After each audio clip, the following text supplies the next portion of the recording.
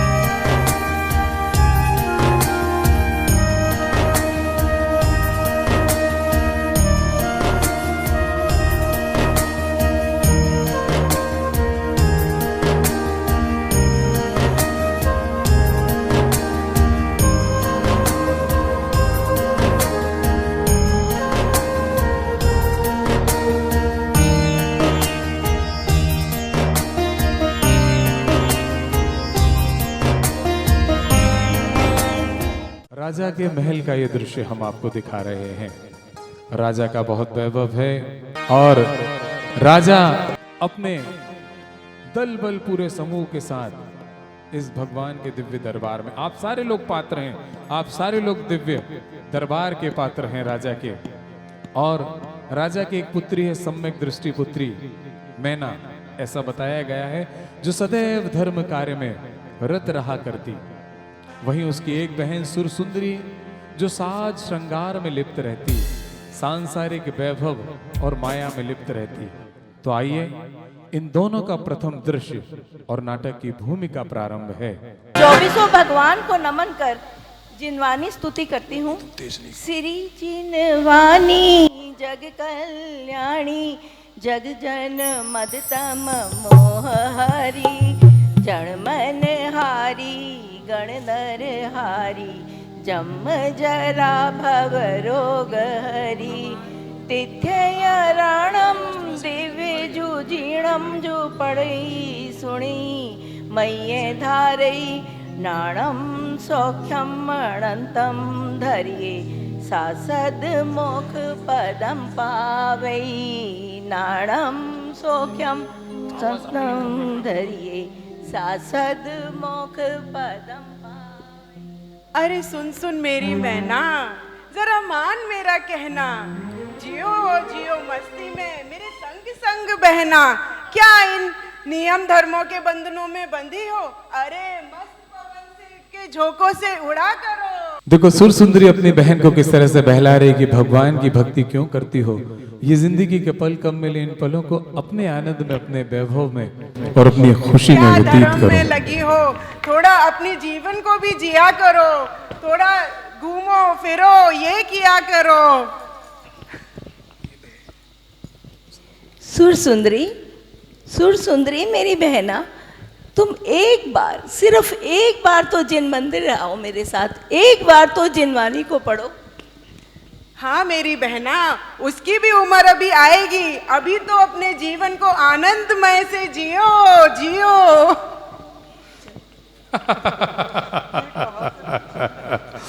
और तभी जो है राजा का प्रवेश होता है।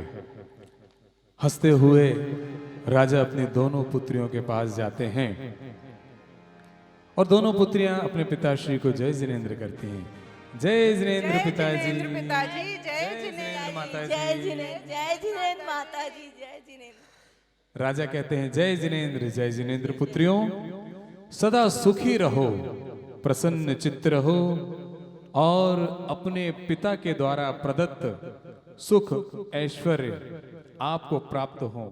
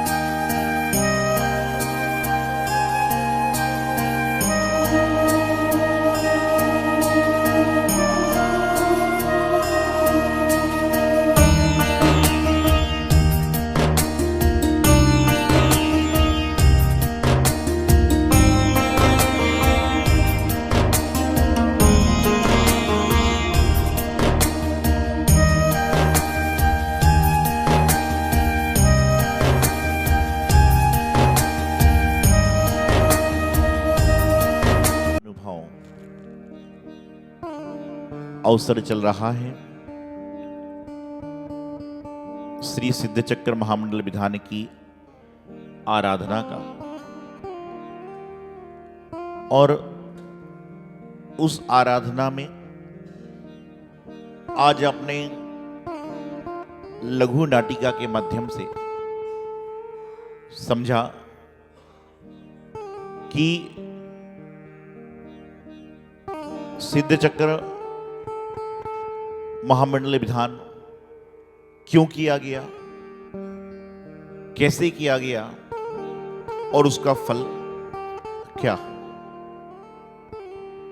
और इसमें दो चीजें आपने देखी होंगी, एक कर्म की व्यवस्था और एक संस्कार। कर्म की व्यवस्था जो है, मैं अक्सर कहता हूं ये सारा संसार कर्माधीन है।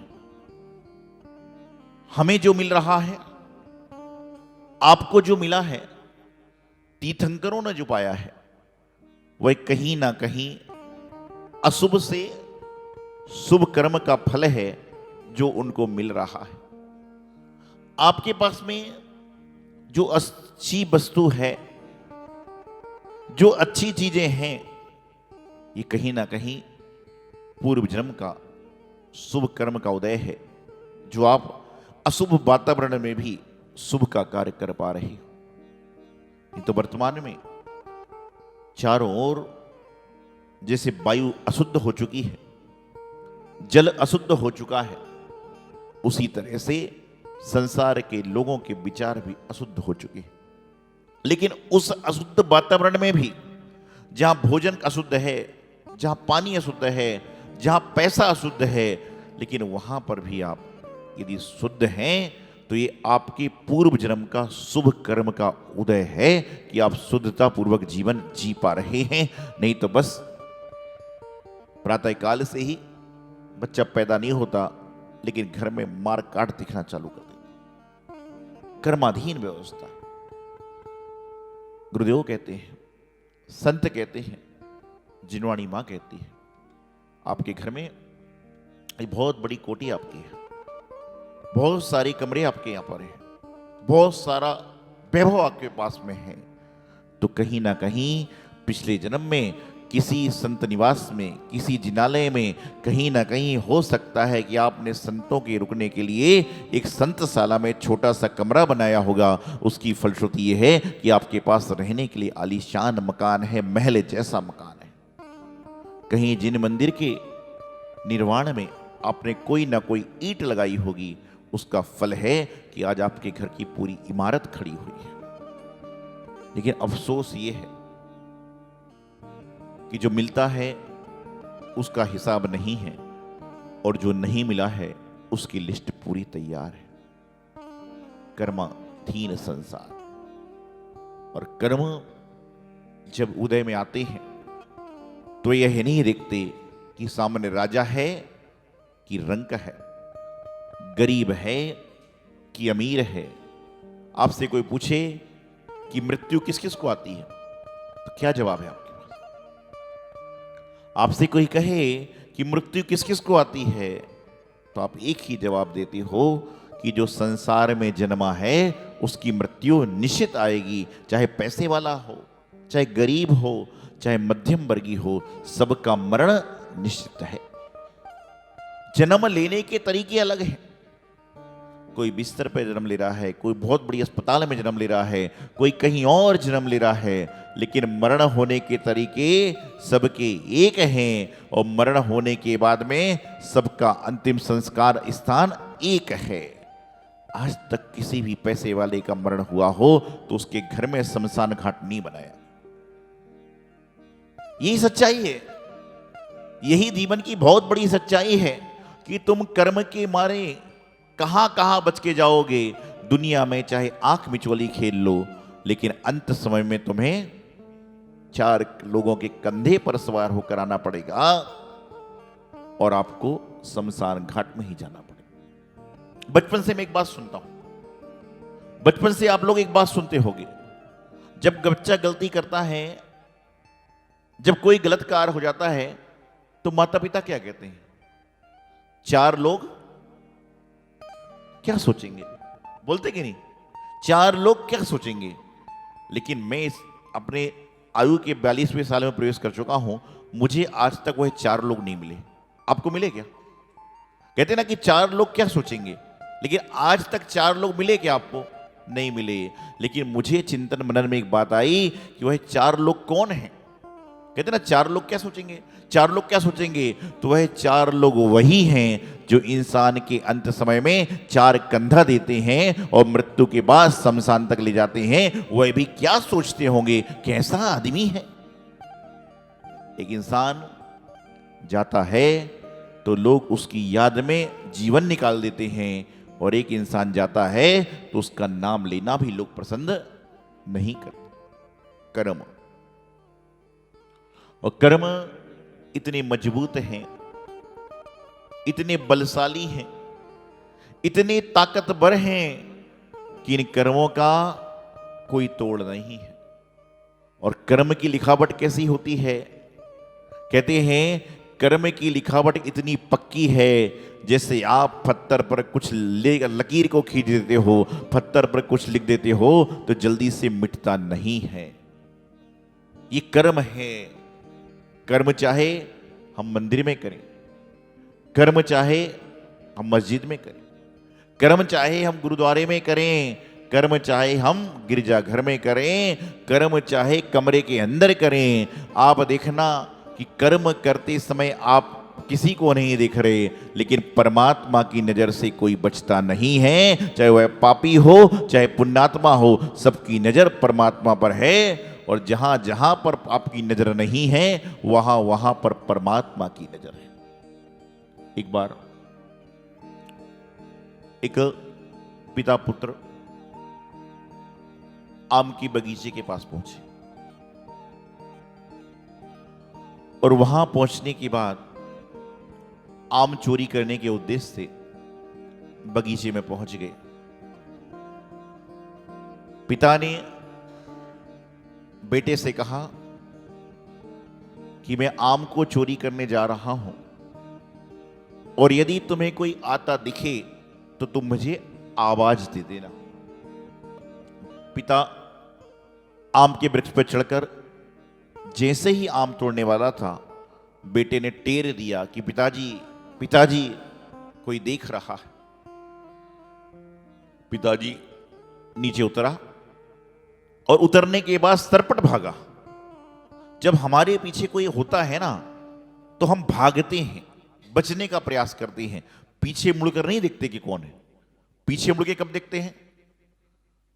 जब हमें लगता है कि फासला बहुत ज्यादा हो गया, जब हमें ऐसा प्रतीत होता है कि बहुत लंबा फासला हो गया, जब जाकर हम पीछे मुड़ के देखते हैं तो दोनों भागे, पिता भागा, पुत्र भागा, और जब थोड़ी दूर पहुंच गए तो पिता ने पीछे मुड़कर देखा, और पीछे मुड़कर देखा तो देखता है कि यहां तो कोई भी नहीं है, यहां पर कोई भी नहीं है। तो पिता ने पुत्र से कहा कि मैंने तुझसे कहा था कि कोई मुझे देख रहा हो तो मुझे आवाज दे देना। तो पुत्र ने बड़ी सुंदर सी बात कही कि पिताजी, यहां दुनिया के लोग आपको चोरी करते हुए नहीं देख रहे थे, लेकिन ऊपर बैठा परमात्मा अपनी आंखों से आपको देख रहा था कि आप वहां पर जाकर आम चोरी कर रहे हो। तो आपने ही कहा था कि मुझे कोई देखे तो आवाज दे देना। तो मुझे लगा आसपास कोई नहीं देख रहे हैं, लेकिन परमात्मा की निगाह सब पर है, इसलिए मैंने आपको आवाज दे दी।